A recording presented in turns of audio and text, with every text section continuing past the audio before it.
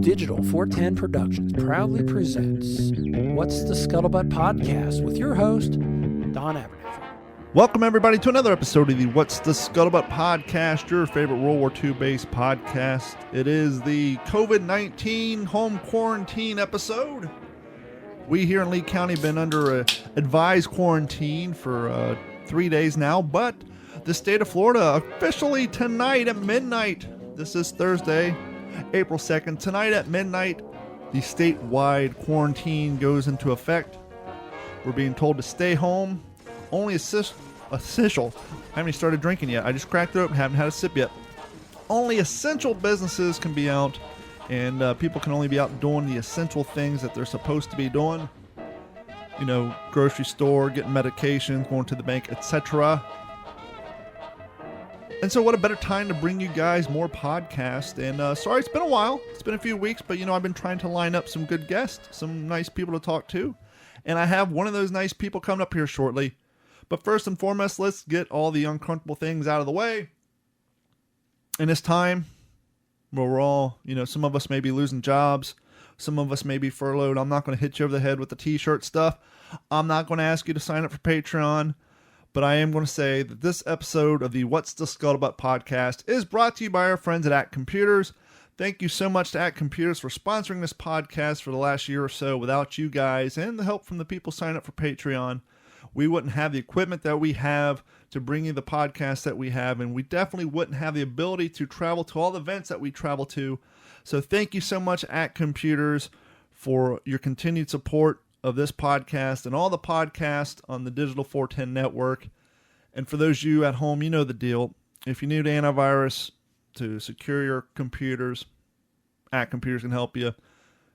They want you to back up your stuff, get it safe into the cloud, protect you from hard drive failures, all that stuff. They can help you there. But we're gonna pass on the hard pitch this week. If you need the services, you know where to go. Act Computers, act-capecoral.com or 239-283-1120. And as always, they can fix your computer even if you don't live here in town. But, you know, with the way things are going, money's tight. We're all feeling it. We're all going to the grocery store way more than we usually do because the kids are eating us out of house and home. We're all there with you. We're all in the same boat or the same landing craft, if you will. And so, you know, hopefully I can help you pass a little time over the next, 45 minutes to an hour of this podcast. And if you guys haven't checked out any of the other podcasts here on the Digital 410 network, go over to d-410.com. You can find the Waterman and D-Train Show. You can find the Fail to Fail podcast. And, of course, the What's the Scuttlebutt podcast. And if you're looking for some visual entertainment, I just posted on YouTube today, and it's up on the What's the Scuttlebutt Facebook page.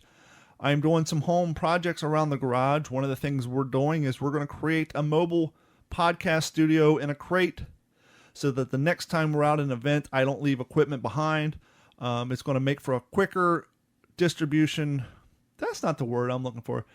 It's going to make for a quicker setup on site to get the podcast going up and recording. Usually I got to unpack a bunch of stuff, plug things in, hook things up, test things out. My goal is to create a box. All the equipment's already in, hooked up. All I got to do is plug in the wall, plug in the microphones, plug it into the laptop, and call it done. I'm not finding the right wires, hook up the right equipment, making sure, because there's usually like 15, 20 pieces of things that need to be hooked up, powered up, and sourced out to be it before I can even record. And obviously when you're at a living history event, you're tired, you already set up a tent, a camp, what have you. It just makes it a lot easier, quicker. If I can find somebody, hey, you interested? Okay, cool, let's go bust this out. Nah, okay, cool, let me go set up my studio. I'll be back in 30 minutes. So we're going to try to streamline everything. And furthermore, make it safer to transport. When you're going out to an event, you got enough stuff to last you a weekend. Your history display, all your gear. You know, your space is already tight inside your vehicle, and so to find a place that's safe for all your expensive traveling studio equipment, it's just one more hassle to have to deal with.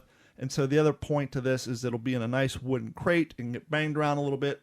All the gear will be safe inside. So part one of that video is up right now. Just go to youtube.com and look for Digital 410, or simply go to d-410.com, click on the YouTube link, and please like, subscribe, ring the bell, and share us with your friends. We're a long way away from our 1,000 subscribers, but we're getting closer by the day. So thank you guys so much. And joining us right now via the phones, obviously with social distancing, we here at the What's the Scuttlebutt podcast, we practice social distancing with the greatest intent, and that is from Florida to Ohio. He is the public relations specialist for the Goodyear Blimps for the Goodyear Company, Mr. Ed Ogden. Ed, how are you doing today? Well, I'm doing pretty well. I hope you and your listeners are doing well also. It's well as we can hope to do in times like this. Yeah. Being someone who's hosted 67 episodes of a historical-based podcast, outside of, obviously, the war that we've been in for the last 19 years, I never really anticipated living through something that's creating history or living as history is being written. My fiance is a school teacher, and I was telling her, I said, you realize in 10, 20 years, they're going to be teaching this, maybe even less, teaching about this whole thing in school. And I just never anticipated being part of history, especially when it came to a worldwide pandemic. And we certainly hope we don't have to do this again. Oh, and hopefully it passes quickly with the least amount of heartbreak possible, which, I mean, let's be honest, at the numbers we're seeing already, I think, sadly, that ship has sailed. But let's do the listening audience and ourselves a favor. Let's forget about that for a while, and let's get into something, a little more, well, for this audience, a little more comforting. Obviously, there's nothing comforting about the idea of war, but I say comforting as in the fact that my listening audience and myself in particular, we take great pride and comfort in the thought and notion of preserving history and educating the younger generation and even our contemporaries who may not be up to speed on the history of World War II and the history of war of the world itself. I mean, we cover many types of topics on this particular podcast, but granted, we do specialize and we try to keep the World War II.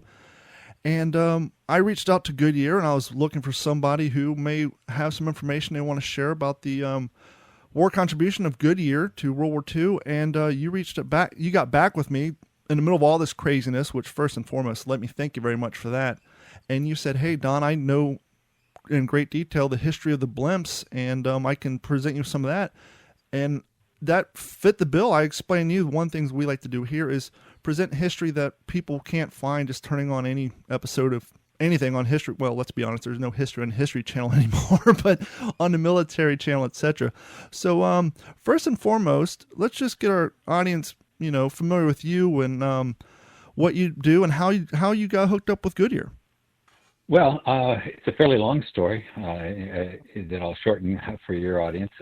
I've been with Goodyear for 43 years, and all that time with the airships, with the Goodyear blimp fleet.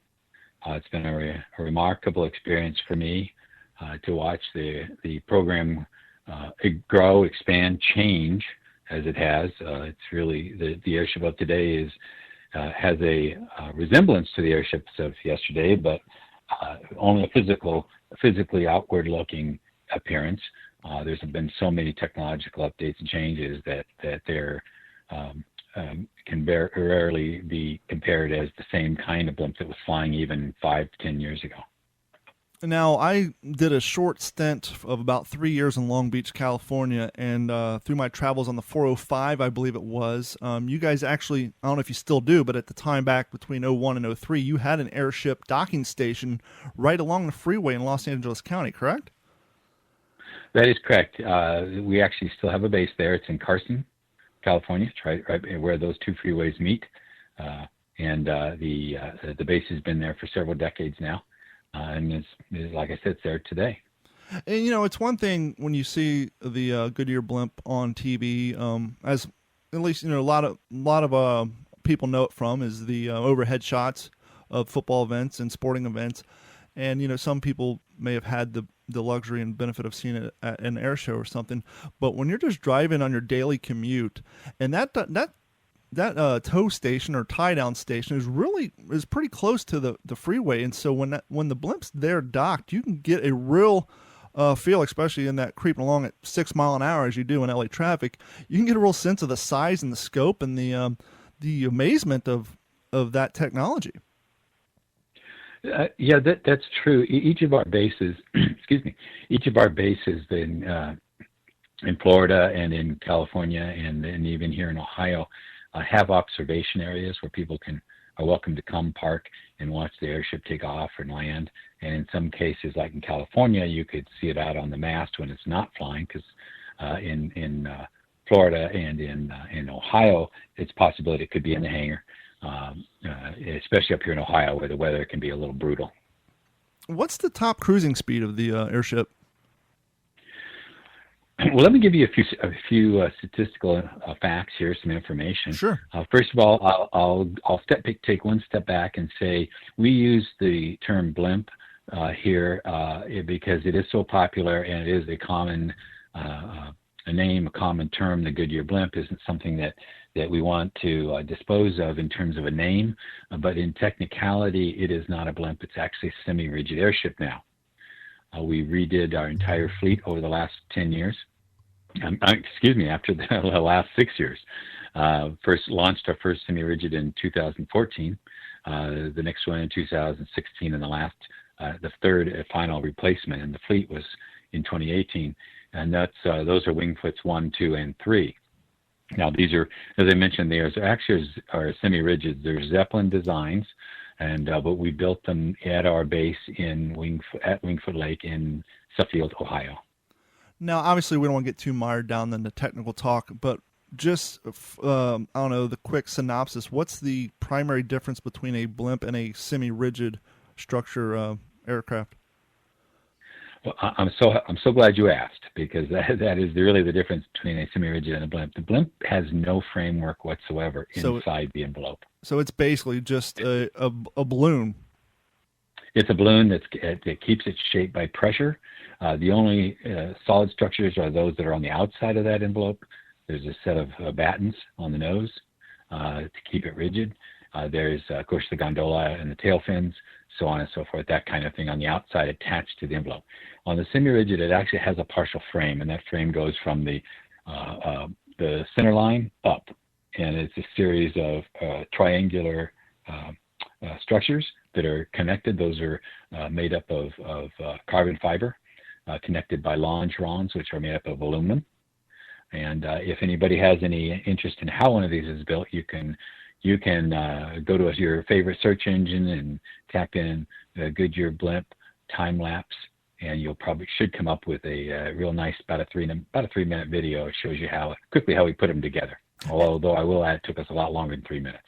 And as always, anytime we have someone on the podcast, on the website, WTSP-WorldWar2.com, the particular page for the episode, i.e. the page for this episode, we include any pertinent links to websites. So I will track that video down.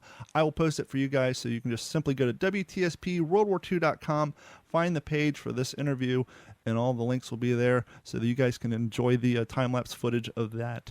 Real quick question. I'm going to make a assumption, primarily out of safety. I would assume that on the inside structure of the semi-rigid blimp, are those areas partitioned off so that there's some, I guess, safety involved case the unlikeliness that there is a puncture? Obviously, you don't want the whole thing to deflate. I would assume that there's partitions in there so that if kind of one section does, almost like a ship has areas cordoned off. Well, let me explain. You mean like sort of like a containment areas? Actually, no. What we do is there's about 297,000 cubic feet of volume, and about 85% of that roughly is going to be filled with the non-flammable gas helium. Okay. Within that confined envelope, you'll have in these airships you'll have two primary ballonnet bags, if you will. That's French for basically for balloon. And in those balloons, inside the envelope is air. And so what you don't want is a complete envelope full of helium, because as the gas contracts and expands, that would cause a physical problem. So the airbags can be expelled. The air can be expelled. It can be added by fans, and so you're making up that volume change, if you will. Sure. Which can occur from temperature and altitude and that sort of thing. Even sunlight, superheat from the sun, that type of thing.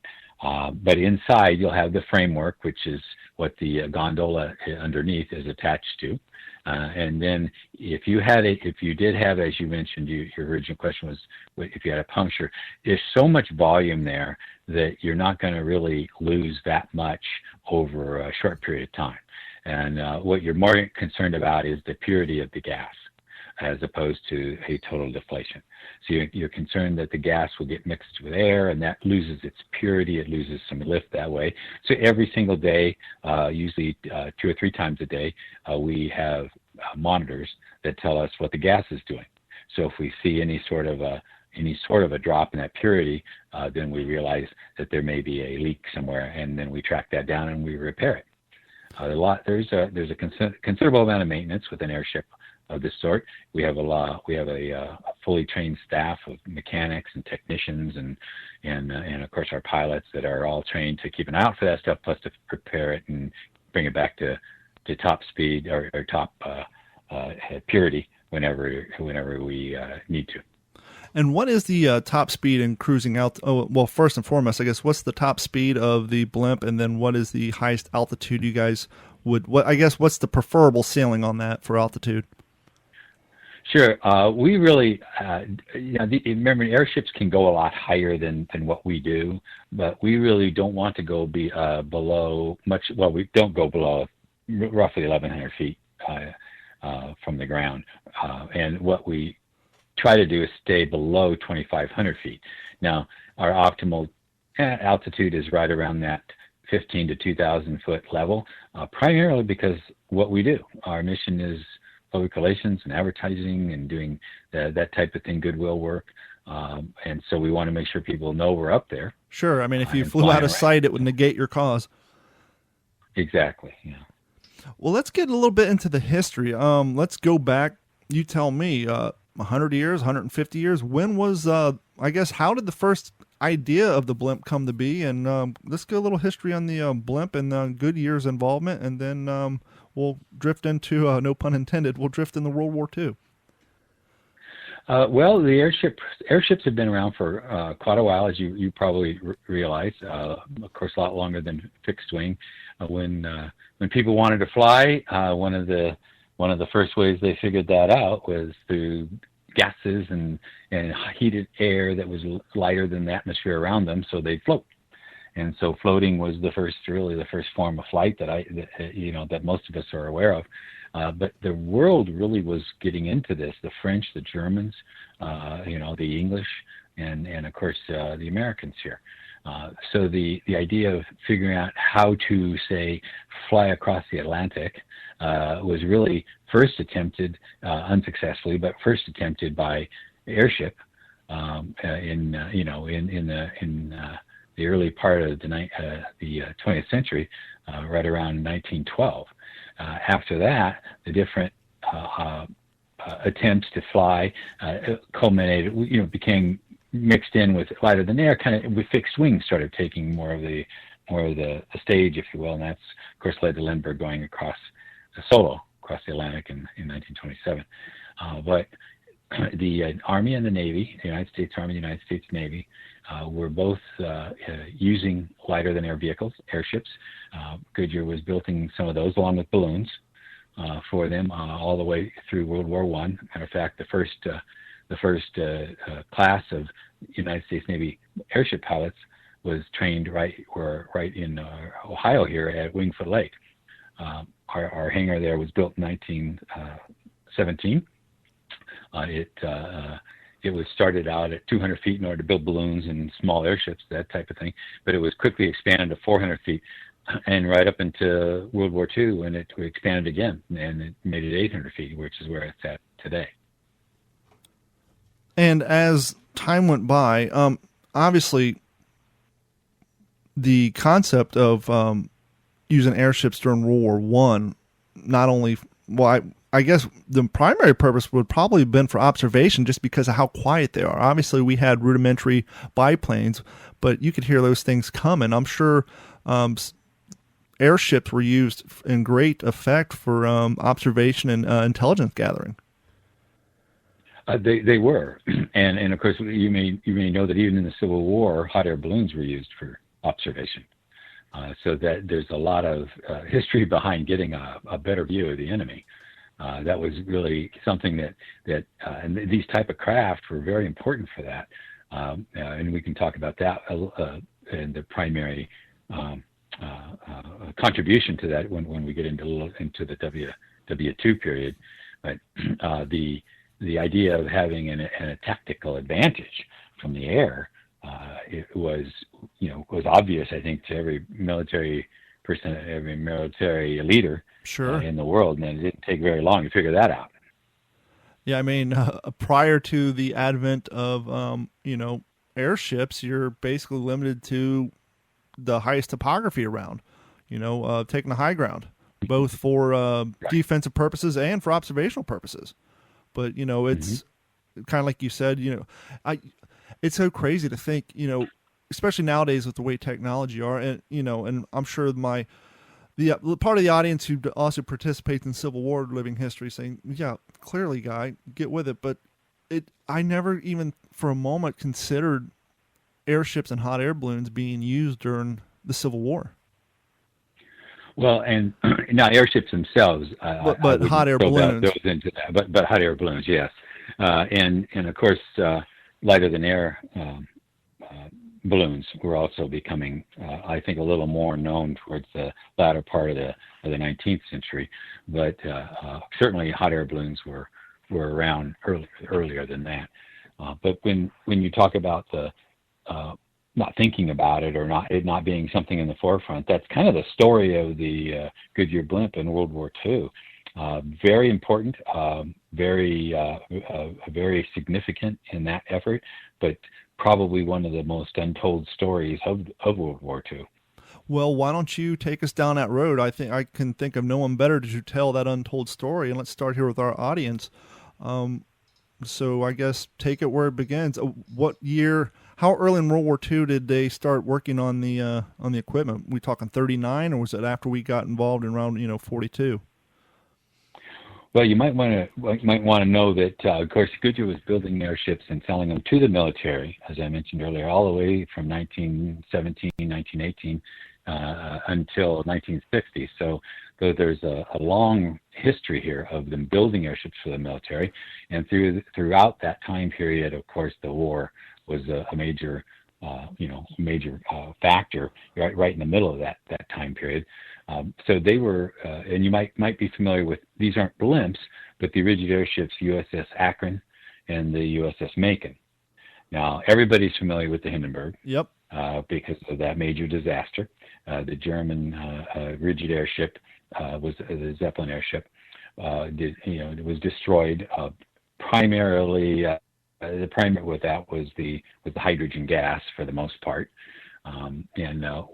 Goodyear the Navy rather, never used hydrogen. They only used helium in their large airships.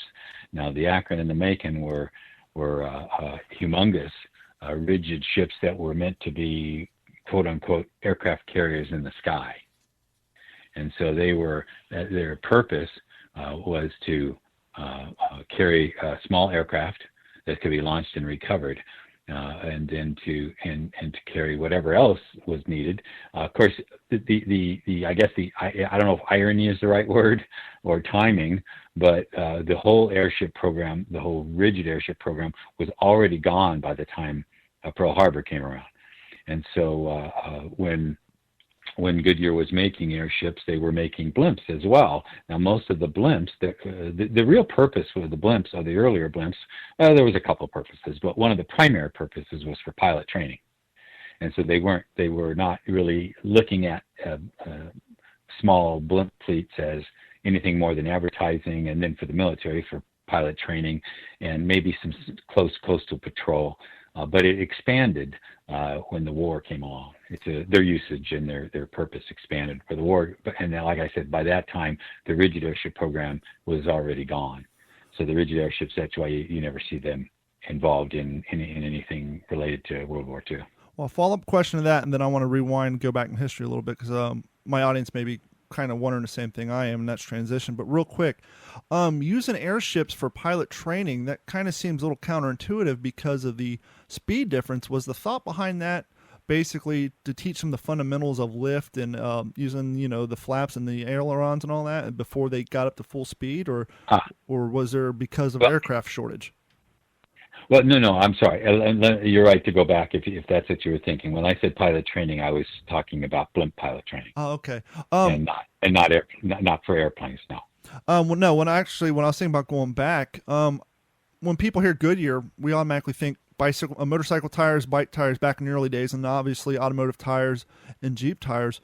Was there research and development doing other things? Or I guess the question in the forefront of my mind is what led them to getting into aircraft to begin with? Was the airships made from rubberized material? What got Goodyear interested in that whole aspect to begin with?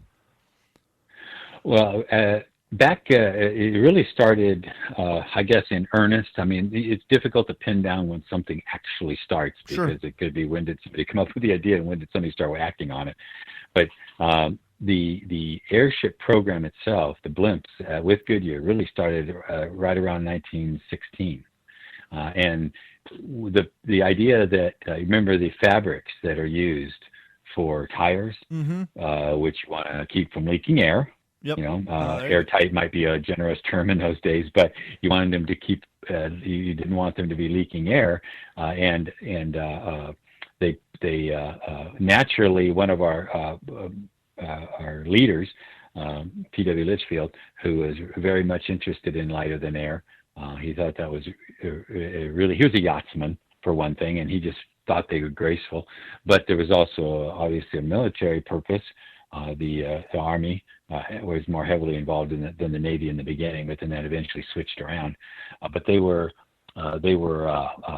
It's funny. You have a thought and a question, and you think it's really a good one, but then there's a minor phrase that's said that makes you think, oh, obviously, my question of what got them into hot air balloons and aircraft is you have a company whose sole purpose is inflatable materials, airtight materials. So obviously they would take that transition into hot air balloons and blimps. And so, you think you have a great question, but then it's the simplest thing. It's like, oh yeah, it makes perfect sense. Right. And in fact, and Goodyear did want to get into that business, aviation business.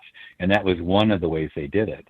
And in fact, the first envelope that they made was for a man named Melvin Banneman. And he actually built his own airship.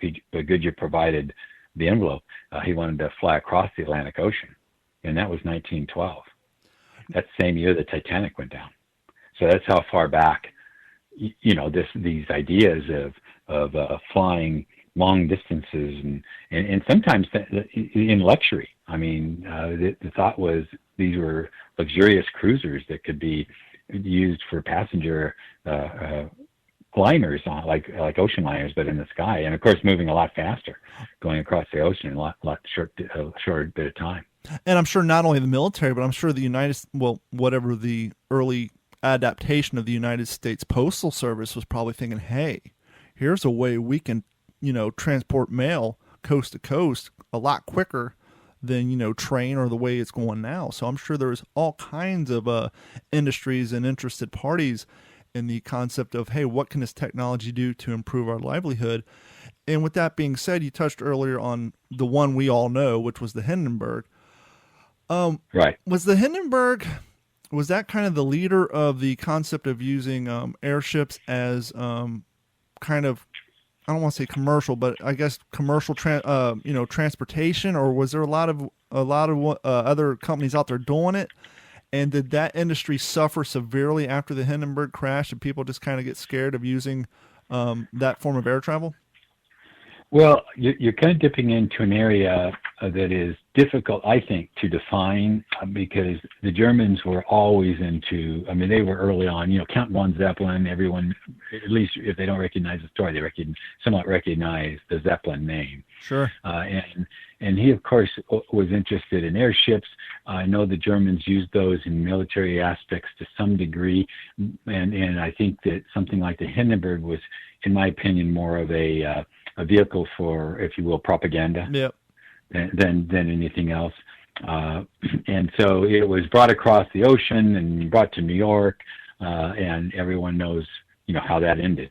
But the the idea that an airship can produce emotions in people is not lost on anyone, and you hope those emotions are good and fun, and we know that they are with the Goodyear blimp. We often fly into towns and get just thousands of people to come and visit and take a look at it, because it's something so unique and so, quite frankly, beautiful to watch, that it makes it a unique aircraft.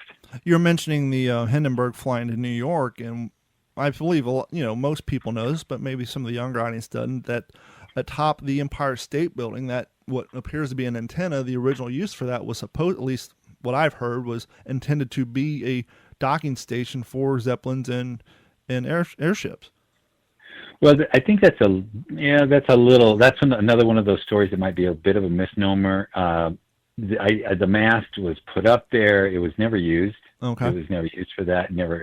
It was, I think one of the ideas was to heighten the building. That makes more sense. Yeah, hey, we don't want to build any more building here, but we're going to put an airship mast up there, and now we've got this. Now you can add that to the footage. So not probably a realistic kind of a structure anyway. At least not in how I view it. So Goodyear in World War II, we started to touch on it briefly before we rewound a little bit, but you're saying that prior to World War II, World War I, it was used for blimps were being used for pilot training. But obviously World War II came around. We had faster, more maneuverable forms of air combat vehicles. What was the airships and the blimps and that being used for during World War II? Yeah, now you get into that great untold story. I think as I mentioned, Goodyear was already building airships for the Navy. By this time, the United States Army was no longer using blimps or any form of airship, and so the United States Navy had something in the neighborhood of 5 or 6 airships in their fleet. Goodyear had built those over the years. Not a single one of those was on the West Coast on December 7th in 1941. Now, when Pearl Harbor was attacked, obviously brought the United States into World War II. The Navy turned to Goodyear and asked them, because they had already had a business relationship in that sense, and asked them, of course, to start ramping up airship production, because they were getting requests from all around the world from their commanders to send them blimps. And the one area that they really wanted one first was on the West Coast. Well, Goodyear had an advertising airship out there. The Resolute was sitting in Los Angeles. The Resolute had a nice Goodyear emblem on the side. Was promoting lifeguard tires at the time. That was the brand type, and was an L ship. An L ship is somewhat smaller than a GZ-20, but it's good for close range flights, coastal patrol, that type of thing. And so they asked, and it was similar to the type of airships that the Navy was using on the East Coast. So they asked Goodyear if they could take that over and operate it to help patrol the coast, because they were concerned of an invasion of the West Coast by the Japanese. They were also concerned about, if not an invasion, then just shelling of harbors, Long Beach, San Francisco, that type of thing. And in fact, 2 of the oil fields on the West Coast in California were shelled by submarine activity. A couple of the only examples of the United States mainland being actually attacked during that war. So they, of course, Goodyear cooperated with that. This is by some people's count, this is considered the first time a letter of marque or what they call the Privateering Act was invoked, which they hadn't done since the War of 1812. And of course, back then it was like a commercial sailing ship, might be taken over by the United States Navy. They pay for it, but sure. They use it for whatever purposes that a war might predict or might dictate. And so the Resolute was taken over by the Navy. It was repainted as an L4, as the L4, and the Goodyear advertising on the side was painted out. No. And actually, in photos, you can actually still read through the thin paint. You can see the silhouette. Yes, you can still see it, because when you're working with lighter than air, you don't want to put a lot of weight on the blimp. Sure. And I think every one of us knows what a gallon of paint weighs. Yeah. And if you put 100 gallons of paint on something, you're dealing with some real cargo there, if you will, and that's wasted lift. So they actually inducted the crew, the Goodyear ground crew at the time, into the Navy. And as you know, there was a lot of that, of course, necessary after Pearl Harbor. And then Goodyear started cranking out a few of these L ships, but mostly they were making K ships. And the K ships are a larger airship meant to go longer distances for more than just coastal patrol. They were also used to escort convoys across the ocean to help them protect against primarily U-boat attack. Well, that was the question I was going to ask about the Resolute being used as a observation or a lookout tower, if you will, for the West Coast. Back in 1942, 1943 technology, how long could an airship stay aloft before it had to come back down for any sort of refueling? Well, that's a difficult question. It's almost a question that can't be answered, because airships are so susceptible to winds and conditions. I know that on a GZ-20, which is sort of a hybrid between an M ship and an L ship, the GZ-20, which was the closest thing in the last 25 years, to what they were using that was still flying up until just 2 years ago, that they were using it during the war. The GZ-20 could go up for 10, 12, 14 hours. Well, that's the answer we need. What I was getting at is clearly that would be the ideal aircraft, because one, as we said earlier, they're damn near silent, especially at that altitude. You're not going to hear them.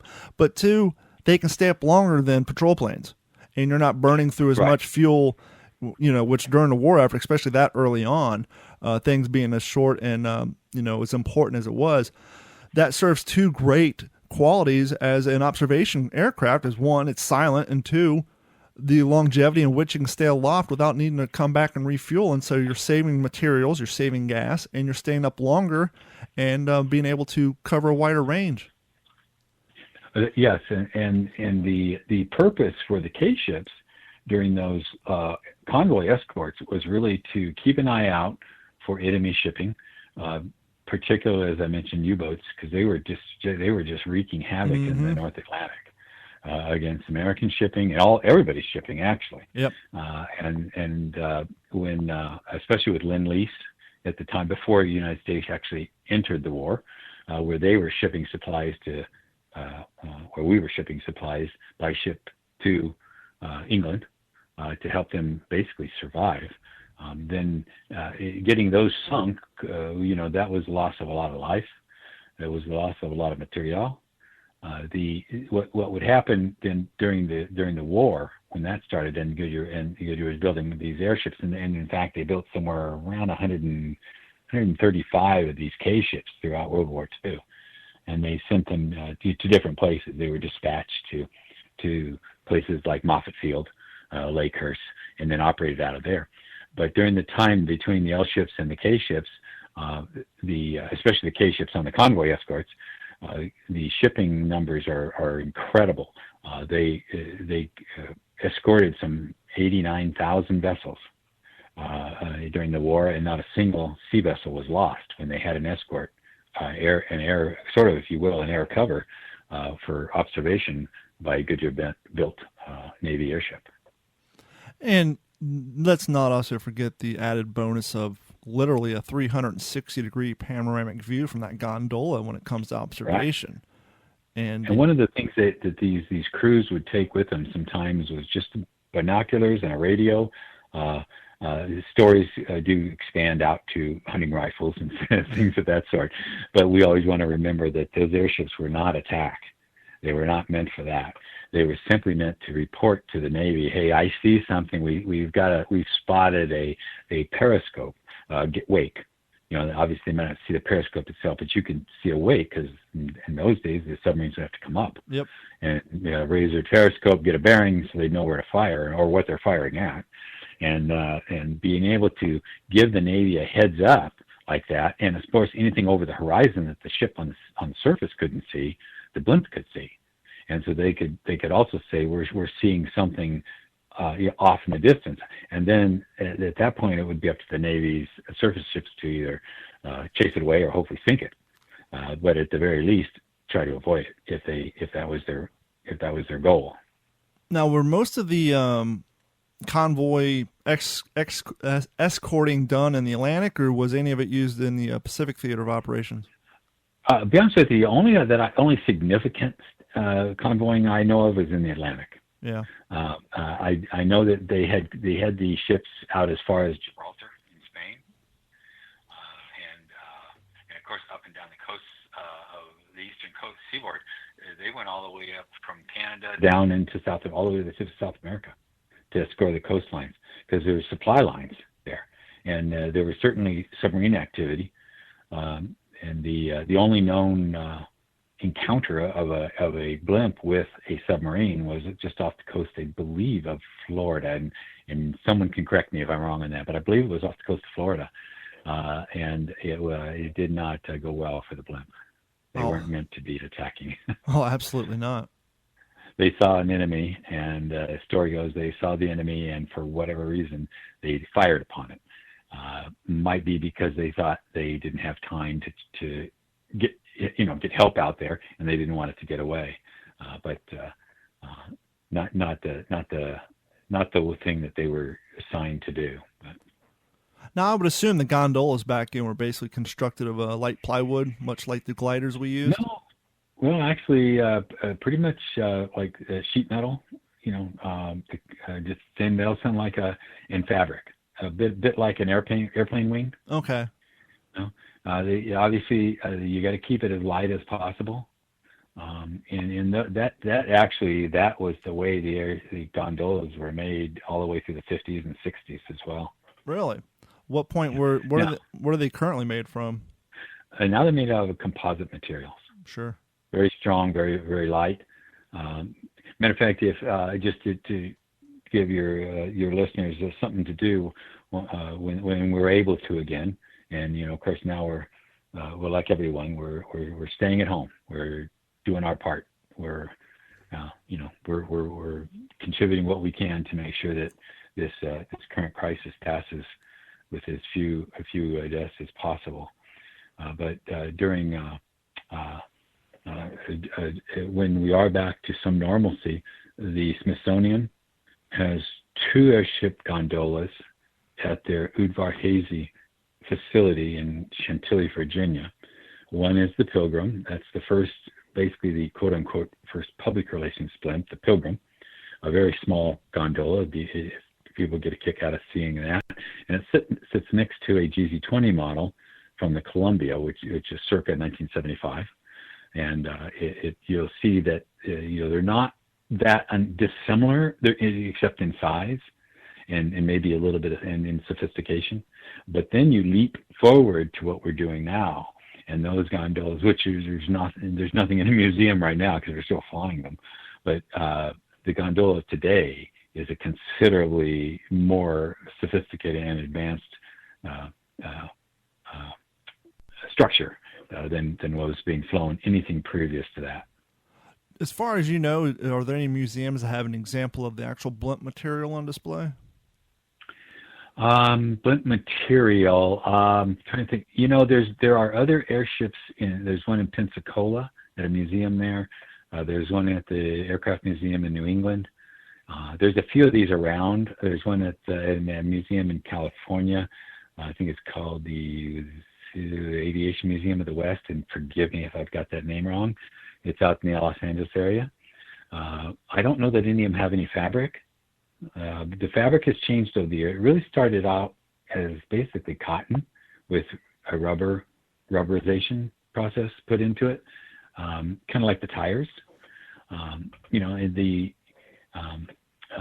they eventually they moved into to different materials, but after World War II, they're almost solely synthetic. For the most part, Dacron. That was the most proficient material in the 1960s, 70s, 80s, and 90s, and even actually until we retired our last one just 2 years ago. The Dacron fabric was with a neoprene infused into it. Was a pretty efficient and sturdy envelope, and now we use a polyester with a DuPont Tedlar film, and it's still very sturdy and very light, but just a different type of material. Continuing down my road of usage of bad puns, you said solely. One of the things living historians do, especially those who reenact the Pacific Theater of Operations, when it comes to the acquisition of reproduction boondockers, they've been around for a while, but just recently, again, there's a company called At the Front. They just finally found a company to recreate the corded soles. Now, Goodyear actually made all the soles for not all the soles for all the service shoes, but they made a majority of the soles for the service shoes, and particularly the boondockers. And a lot of people may not realize the tires back then, because it had that cotton threaded, that cording through it, that Goodyear actually had, you can correct me if I'm wrong, but I believe I was just doing some cursory reading before we started about the rubber shortage at the beginning of World War II, that Goodyear did actually have their own cotton fields because they relied so heavily on the cotton for the cordage inside the tire, and they actually used that same technology, particularly in the Marine Corps boondockers. And like I said, us living historians, we are so we try to get our uniforms, the reproduction stuff, to be as accurate as possible. That there are a company now who actually found someone who recreated the soles for the boondockers, the Marine Corps service boot, all the way down to having the cording in it. And it's so crazy to see that technology and to actually think that there is threads of cotton cord going through the soles of these shoes. Yeah, and companies, American companies are actually amazing if you think about it. Some of the products that were made throughout the throughout the decades that we use in everyday life, that you don't really think about how they came about or why they came about. And for instance, not many people know, because I know you kind of like to touch on that little known history, and I think that's very, very cool, actually. Because there's so much history that isn't told that is, I think, very fascinating. So a show like yours, I think, is very, very good for bringing out that kind of interest in people and that kind of shedding light on things that they sometimes don't even think about. But for instance, not many people realize that Goodyear actually started transcontinental trucking. And they actually did it for not the reason to start a truck line, but the reason to show people who might do a truck line that you could run on pneumatic tires. Now, this kind of came home to me a little bit. If you haven't seen the movie 1917. It's on my list. Sadly, I haven't seen it yet, but hopefully with the situation we're in, that they will put it out on demand quicker than they were anticipating, so that I can see it quicker. I would expect so, yeah, because we saw it a couple months ago, I think, when it came out. And one of the things, I'm watching the movie and I'm sitting there, and I'll loop this into the story here in a moment. But I'm watching it, and there's a scene where one of the soldiers has to jump onto a truck, a military truck, an army truck. And it's in the mud, they're helping them push this truck to the mud. Well, I noticed that the tires on the truck are solid rubber. Mm-hmm. They're not pneumatic tires. Well, and of course we're talking 1917, 1916. And so Goodyear in 1916 launched 1917, it launched a truck line called the Wingfoot Express. And they did it not because they were in the trucking business, but they did it because they wanted to show that you could do long haul heavy trucking on pneumatic tires filled with air, something, we all take for granted today. But you can imagine riding around on those solid rubber tires, how rough that might have been, and how difficult that would have been to get out of ruts and get out of mud and so on and so forth. So they put a fleet of these trucks together. Now, obviously these tires that they use, they use in everyday life, that you don't really think about how they came about. But for instance, not many people realize that Goodyear actually started transcontinental trucking. And they actually did it for not the reason to start a truck line, but the reason to show people who might do a truck line that you could run on pneumatic tires. So put on them, had all kinds of qualities that solid rubber tires did not have. And so that was an advancement back in the early part of the 20th century. Well, not to mention gas mileage. I mean, when you take the amount of weight of those solid rubber tires, the truck empty, it would get better gas mileage. But when that truck has more freight on it, you're cutting so much weight that you're saving potentially thousands of dollars, even back then, annually on gas mileage just by cutting weight. Sure. And because now they can go further and to be honest with you, more comfortably. And they weren't riding in luxury, but it certainly was more comfortable than the solid rubber tires. Because they could do that, they would staff these trucks with two men, and they would put a bed in the back behind the driver, and voila, you have your first sleeper cab. How late into World War II were the airships, the blimps, being used for escorting? Well, they were using escorting in March of basically, as I mentioned, there's the escorting, and then there's the coastal patrol. I can't tell you when the first time an airship escorted a vessel, but I can tell you that by March of 1942, that ship, by 1942, that ship, the Resolute, was in the Navy and doing its job. And the K-ship production, though, had to be ramped up. So how quickly they did that, I don't have stats on that. I couldn't tell you the date. No, I apologize. I guess my question didn't come through. I said, how late into the war? I guess, when was the cutoff point? When did they stop using them for escorting? I mean... I got you. I'm sorry. I know you probably did say it. I just misunderstood.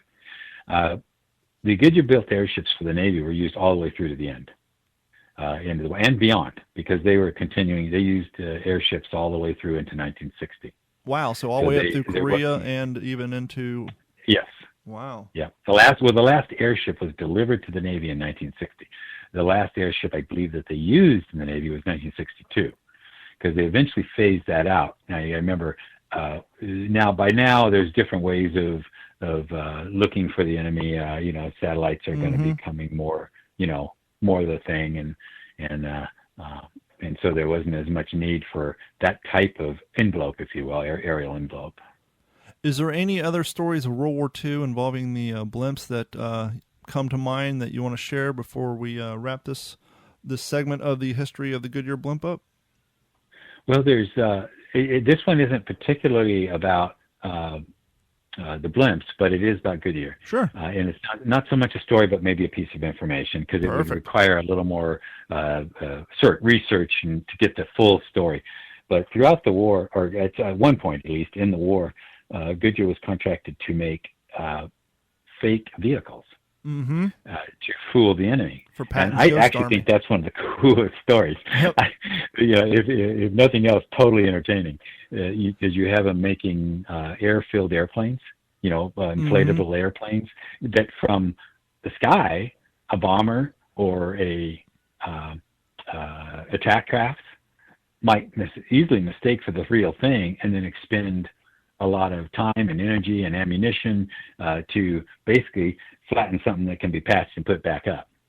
Real quick, the quick history on that for those of you who are listening who aren't familiar. We all know that Patton got in trouble for smacking the private in the hospital who had combat fatigue, called him a coward, and then that happened in front of some reporters, and word got out. And so, the military had to come down on Patton, and one of the things they did is they kind of had to take him out and suspend him a little bit, if you will, take him out of his normal procedure, but they wanted to utilize him all the while making him suffer. Because, let's be honest, Patton was a bit of a narcissist, and when he can't do what he wants to do, he's not happy. And so, what do you do with a guy like Patton? You can't make him sit out the thing. You got to use him to your advantage. And so we knew that Operation Overlord was coming up, and one of the things that we did using the French resistance was misinformation. How can we feed the Germans misinformation, have them move all their tanks, all their troops further up north to make them think that we're preparing to land on a different part so that we can land down in Normandy with least amount of resistance. So what they did is they sent Patton over, and you got to forgive me, I can't remember the name of the town, but they sent him over and they made sure that he was seen, so that when they started sending out the misinformation to the Germans saying that the army is stationing in this area, they can easily find out, well, Patton's been seen around there. There's clearly got to be some truth to this. And then that's where these Goodyear inflatable tanks came in, these inflatable Jeeps. And there's a great video, and I'll try to post it along with this episode on YouTube. You can see like these army privates like literally picking up these tanks and batting them back and forth like they're giant beach volleyball. And it was called and it worked. That is how we were able to land on Normandy with the least amount of resistance. That's why there was no tanks firing down on us, because they bought the ruse. There's all these news articles and all these reports coming that Patton's seen in this area. All their airplanes are up doing observation and recon. They're seeing all these tanks and all these airplanes down on the ground. Little did they know they were nothing more than party favors. But yeah, and as that was such a great feat of engineering, not only for Goodyear, but just the idea that somebody thought that up. Hey, I know, let's do this. Yeah, and something that would cost so little.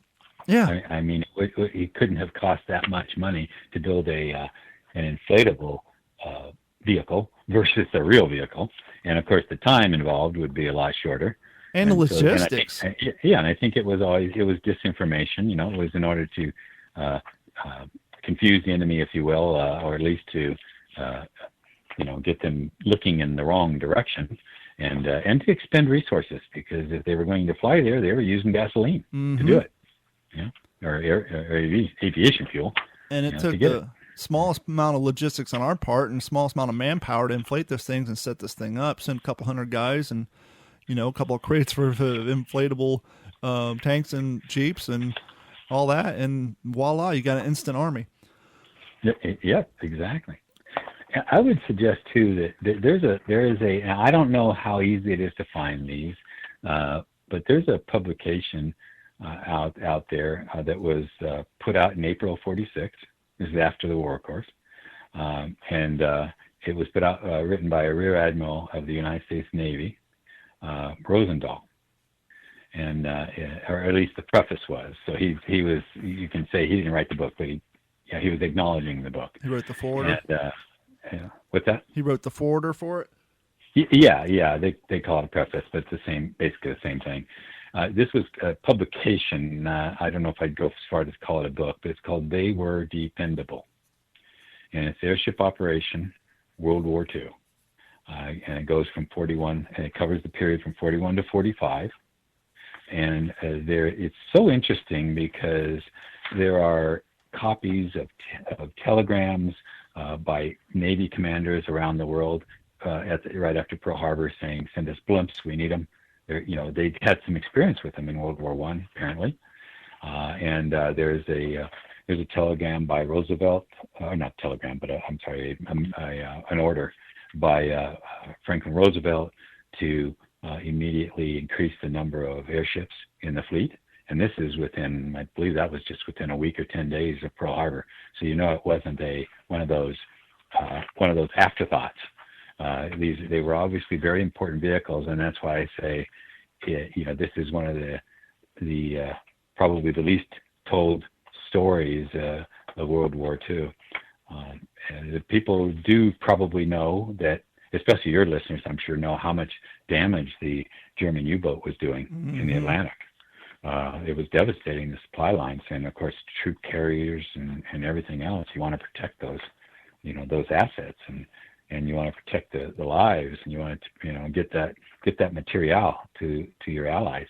So I think that would be a publication I would recommend, that if you really want to read something you probably haven't read before, I would see if you can find that. Absolutely. I'll see if I can track that down. You were talking about the U-boats. One of the things that really helped us out and hurt the Germans, obviously, you hear the phrase, especially when it comes to German cars, over-engineering. Well, when we finally started bombing these U-boat plants, the ones that were still up and running, their productivity and their production lines ran slower than ours did because of the quote-unquote over-engineering and how sophisticated some of their stuff was. Whereas the American side, we kind of had the whole, saying of keep it simple. Let's, and you and I were talking previous to this interview, the simplicity and the effectiveness of the barrage balloon. And to me, that's as simple as it gets. You get a hot air balloon, you strap it to a steel cable, you hook it up to a Navy ship, you get them close enough together so it prevents air strafing from airplanes. And if they do risk going through there, the cables would simply rip the wings off. Problem solved. And that's a simple, effective way to achieve a need. When you were talking about some other shows at the beginning of our interview, our discussion here, and when I was, let's just say I'm older than 60. But when I was a young person, there was a show called Victory at Sea that my father and I used to watch, and it was just old World War II footage, and it was some, I was just fascinated with that. It was just so neat to see that the action going on there that these brave people were doing out there in the middle of the ocean. But one of the things, if you look at some of that old footage, and it may not be exactly in that series, but in the old footage, every now and then I will glance and I will see an airship in the background. Just, it's not meant to be a key of the shot. Yep. It's just out there. And I always feel really proud, if you will. Sure. Very satisfied that I've managed in my career to be a part of that. We think of ourselves a little bit as a family. If you've ever worked for an airship, then you're part of that family, and you understand, because they're like big babies. Sometimes you're taking care of them all the time.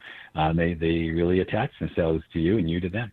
We're talking about the inflatable material industry, and I was lucky enough and kind of honored enough a couple months back, a friend of mine, a fellow living historian, he was thinning out his collection, and he gave me the option to buy first, the option to decline it, and actually bought it. I have an original World War II invasion belt, life belt. They're inflatable. They had CO2 cartridges in it. And I haven't looked at the maker's mark, and I'm sure the belt itself is manufactured by somebody else, but it would not strike me odd at all if the inflatable bladder section of that belt was created, or at least originally designed, by Goodyear. Well, I can't say it was or wasn't, but I can say I wouldn't be surprised either. Let's fast forward to modern times before I let you go. Anybody who has been to a party city in the last year and a half has seen the signs. We've seen the news stories. And I never knew this. I learned this. I never knew that helium was a non-renewable resource.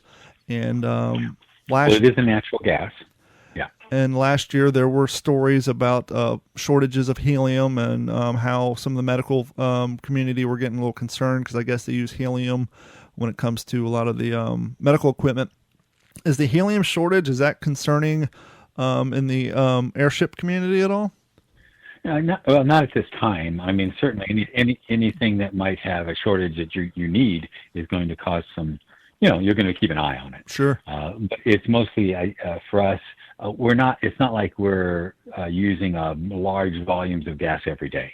Once we put it in there, then it's only once a month or so, maybe twice a month that you're adding some. And so it's not something every day like you're fueling up your car or something like that. So it's not something that's affected us other than the price may have gone up a little bit, but it is a natural gas. It's derived from wells in Canada and in Texas and other places, along with some. I think there's even some processes of taking it out of some rock I've seen. So, it's not hydrogen you can manufacture that. Sure. But we've seen how that turned out. And that is not, Goodyear hasn't used hydrogen since 1925, and we're going back to that with a good reason. We pioneered that safety factor by using helium. Before I let you go, Ed, is there any projects out there, any websites, anything you want to promote for the audience as far as? Why don't you, go to our website, GoodyearBlimp.com. I think that's probably, and of course, Goodyear Blimp is on Facebook page. We have a Facebook page, and we have a lot of people that join in our conversations and post photos and that type of thing. But so the two things, Goodyear Blimp on Facebook and GoodyearBlimp.com on the web, where you'll get some more history and some more current information as well. Oh, yeah, that's right. I have one more question I forgot about for a second. Obviously, the world's changed now, but prior to what we're going through now, just on average, you don't have to be down to the exact schedule, but how many flights would the Goodyear Blimps put in a year? Ooh, was it more than we think, or they primarily just sporting probably events? Yeah, it depends on what you mean by a flight. I mean, we do, depending on our assignments, we can do days where we're doing 30-minute passenger flights because we donate a lot to charity. Okay. And so the rides that go to charity have to eventually be honored. And so we may do some days where we're doing 30-minute flights all day where we're taking 60 or 70 people up. And then there might be days where we're doing, of course, that's a lot of landings and takeoffs. Each one's a flight. And then there might be days where we're just doing a football game. We might, and so that's one takeoff, one landing. And so that's one flight, but it's an all-day flight. That flight might last, 9 hours. Sure. So it's difficult to pin down without going back and looking at the logbooks and coming up with a number, which we have. I mean, I just don't have it at the top of my head. Oh, no worries. His name's Ed Ogden. I would probably say you could probably count on hundreds and hundreds. Yeah, definitely, if not thousands. His name's Ed Ogden. He's the public relations specialist for the Goodyear Blimp. Thank you so much for spending some time with us tonight. I hope all things go well for you guys up in Ohio. You stay safe, and hope you enjoy many more years working for the fine Goodyear company. Well, and you and your listeners stay safe, and we'll all be back together when this is over. Thank you so much, Ed. This has been a Digital 410 production.